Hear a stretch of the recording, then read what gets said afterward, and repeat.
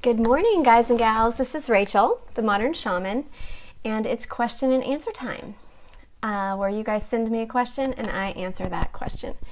So we're going to get started today. And before I do, I'll just remind you, like I did on the other video, that if you like these, and then if you have thoughts or responses, type them in the little comments, because I love,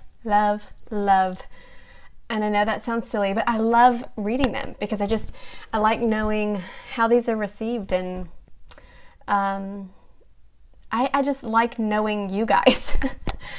And it feels more conversational instead of just like a one-way thing where I'm making these videos and I'm never like receiving from these videos. So I love reading your comments and just hearing your thoughts and your points of view on these same topics. So feel free to write in the comment section.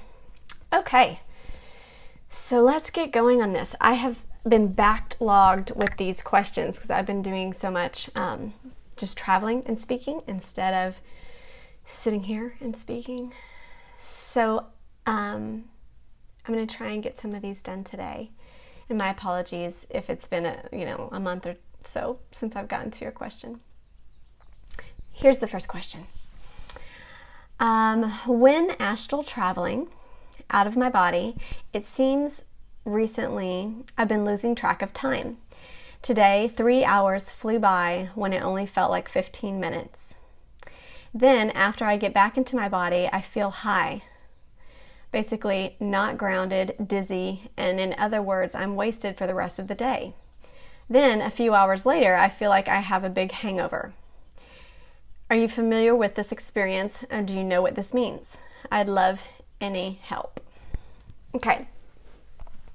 So this question is about when being out of body, and her example was astral traveling, but this can also be in a meditation time when you're just in a higher dimensional space, or when you are remote viewing, shape-shifting, seeing a past life, future projections, anything like this, where you feel like your body is leaving this three-dimensional realm or going beyond it.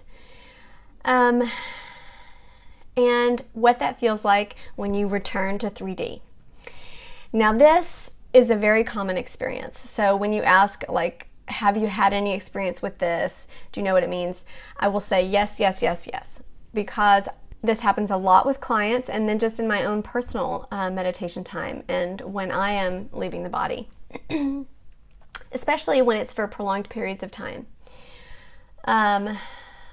For instance, if I'm with a client and we're doing a soul retrieval or some sort of self-hypnotized state in order for them to see a past life or something like that, when they return into the body, oftentimes our eyes take a moment to readjust. And I explain it like when you're looking at wallpaper and you've been looking at it too long and your eyes kind of like are seeing fuzzy things. They can't like focus on what's foreground and background.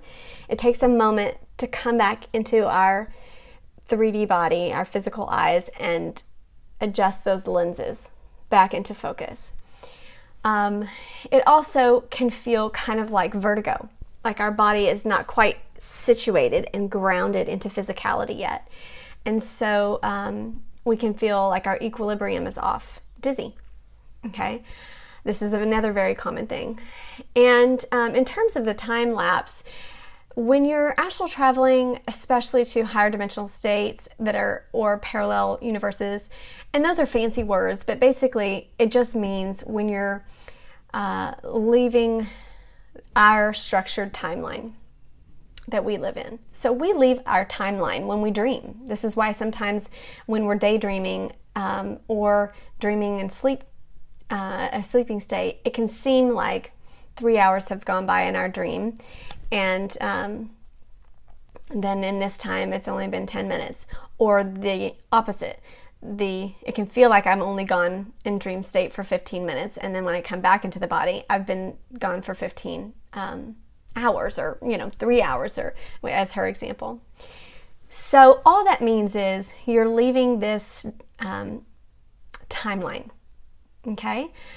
Different dimensions, different states of consciousness, are all on different timelines. Time is malleable. It's not this solid thing. And I have a whole video on this, on parallel universes and time skipping and all of this stuff.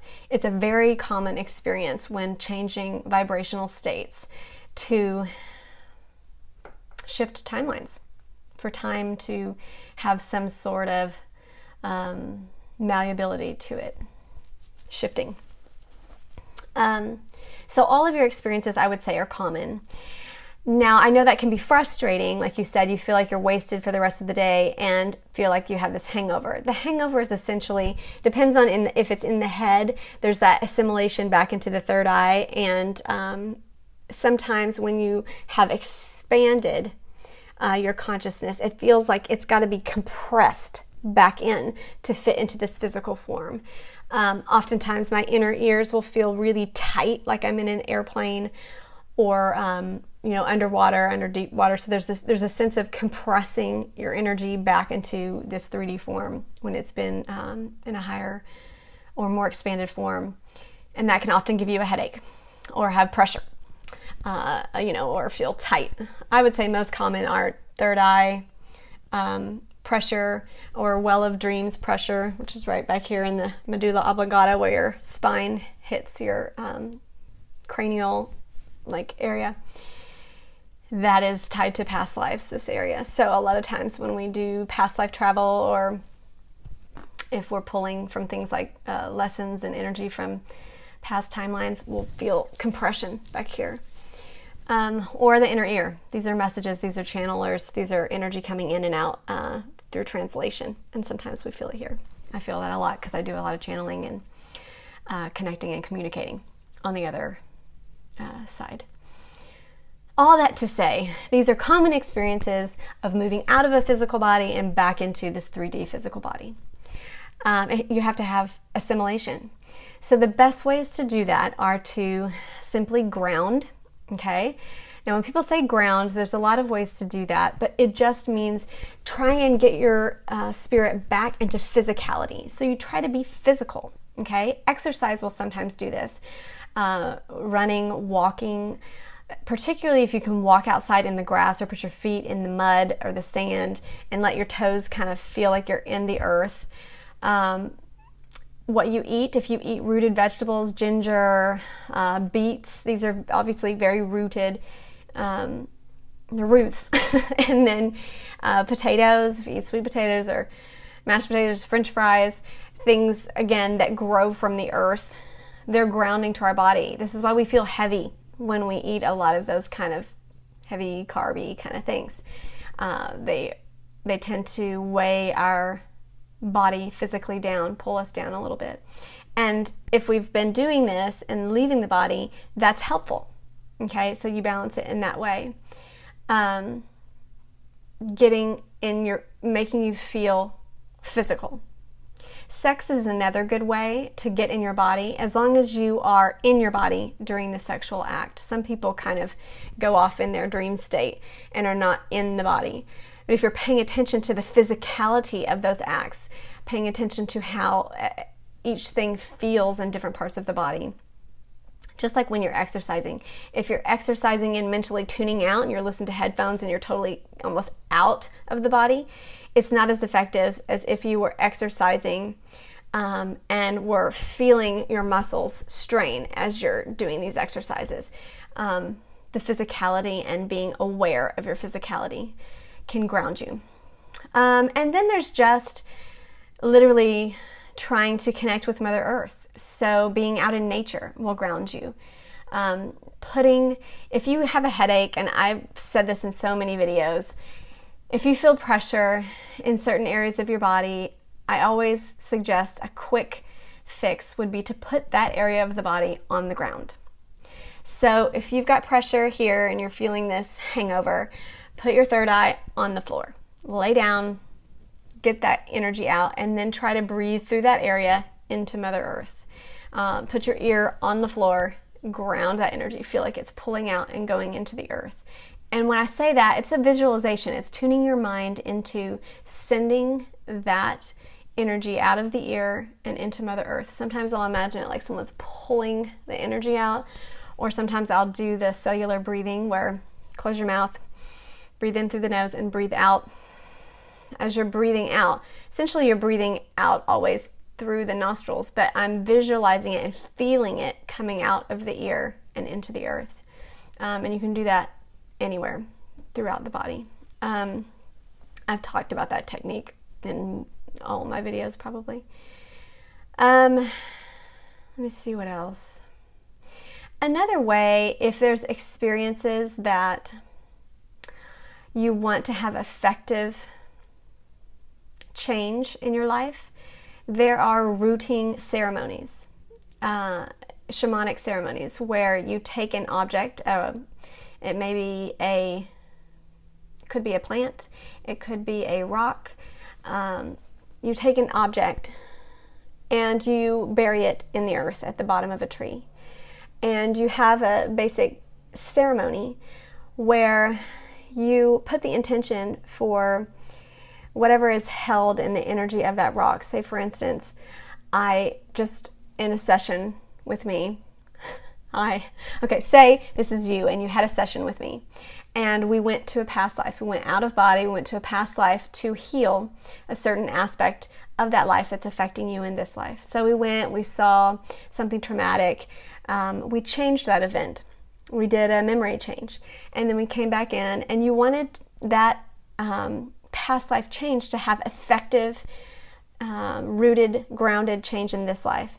Then rooting ceremony would be helpful. So we would take a rock, again this is just an example, it can be anything, and we would hold it, we would remember what we just did, okay, and kind of implant the memory in the DNA, in the cellular structure of that rock by focusing on sending the memory into that rock.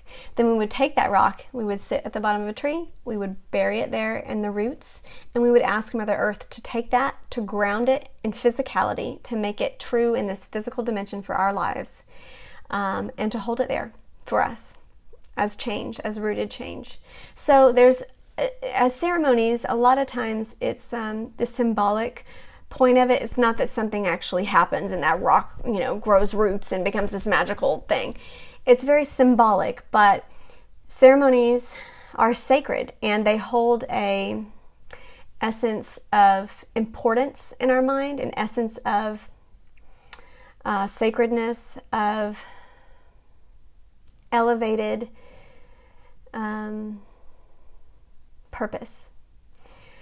And when we want something to have elevated purpose, to have effectiveness in our life, ceremony can be an incredibly powerful tool to do that, because it's basically a very clear intention of what you want that memory or that experience to do in your life. You want it to change your life. You want it to have effective change. So creating a ceremony for that just kind of amplifies your intention. Okay, I kind of went off with that last rooting ceremony, but I think I answered your question, just that yes, this is a common experience when leaving the body and helping you ground when you get back in, and be easy on yourself with it. If you know this is the case, maybe do your astral traveling before you go to bed so you don't feel like the rest of the day is wasted. If it's happening to you at different points a little more sporadically, there's purpose in that too. Maybe it's meant to change the vibration of the rest of your day. And for the rest of your day, you're in a higher vibrational state. Your base frequency is higher. You still want to ground that frequency, but you can still live from a space that feels a little more perceptive of the whole, because you've been seeing the whole in that perspective, if that makes sense. Love, love, love, love, love you guys. Mwah. I will talk to you soon.